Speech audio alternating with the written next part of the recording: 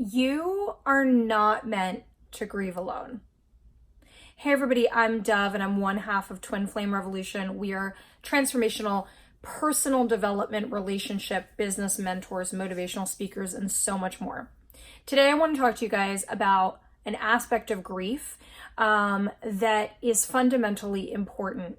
And I have been in a deep process with grief and ancient traditions and the Western inability to grieve and other cultures' ability to understand grief and how we need to shift. And I have felt this absolutely painful, gnawing need to talk to you guys about this. And these videos are simply designed to get you thinking. Because right now, what you need and what we need to do more than anything is talk about this, start thinking, share this video with as many people as you possibly can. If you're brand new to us, please like, follow, subscribe. Make sure that you are letting the simplicity of that message anchor into the incredible large impact it really has, though. Okay? And soon I'm going to be having a lot of things that I am bringing to you guys on the subject deeper. And what I want to share with you is that I have been spending deep time in difficult quest into grief ritual, practice. And we are in this place where we need to understand grief practice and that you don't have to grieve alone. So how many of you, if you even allow yourself to grieve, do it in your car or your closet or alone in your room at 3 o'clock in the morning? This actually brings up a lot of emotion for me. So I want to share a story with you guys. I actually was, first of all, these are examples, real examples that have come to me from people. I was speaking today about this with somebody and they said, I cry in my car. It's the only place I feel safe. You know, I've had other people say to me, I lock myself in my closet. It's the only place I feel safe. And I remember when my beautiful partner and I, my beautiful wife and I were separated for a while, I had this job that I had just gotten and I was so excited about it. And it was right at that moment that I got the job that I fundamentally realized that she was having an affair. And that was a big thing for me. And I went into the office because that's what's expected, because the world doesn't stop and because you grieve alone. And I've never talked about this. I used to crawl underneath my desk in the middle of the workday in a corporate office and cry. And cry and want to scream and curl up in a ball and sometimes fall asleep because the grief was so bad.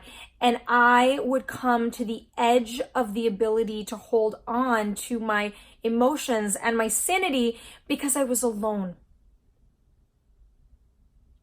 And what I've learned through the grief rituals that I have done, what I have learned through the way that we have conducted ourselves in history, what I have learned is that we were never designed to grieve alone. That you are not designed to have somebody not present with you at 3 o'clock in the morning when you are crying, and you are not designed to have to suppress everything that you are feeling. You're designed to have support. And we want that support so badly. And we're so shameful of this grief. And I'm going to talk about that in another short video in a moment. You can click on that video and check it out. We're so shameful of that feeling, of that grief, that we don't want to let anybody see us because our society has decided we can't talk about that. We can't do that. And that we should do it alone. And that we should pull up our bootstraps. And that we shouldn't tell anyone. I remember going to law school and Nicole having relapses or having challenges or me having family issues and having to walk into a class, tears streaming down my face and trying so hard to hold it together, not telling anybody about my pain because I had to grieve alone. And if I wasn't grieving alone, I was being interrupted. I was being stopped. I was being told that I should look on the bright side. I was not allowed to grieve.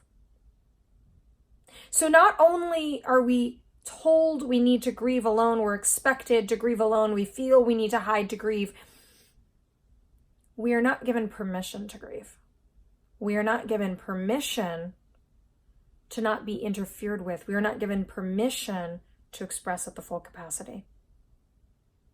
So this video, like the others that I'm making on this subject, are a simple reminder that these are subjects we have to talk about, that they are so fundamentally important that they are changing our world for the worse if we cannot understand them, and that you have the capacity right now for things to start changing just by your understanding, just by your thought on this. And I'm going to ask you, because of the importance of this message, to share all of these videos with as many people as possible.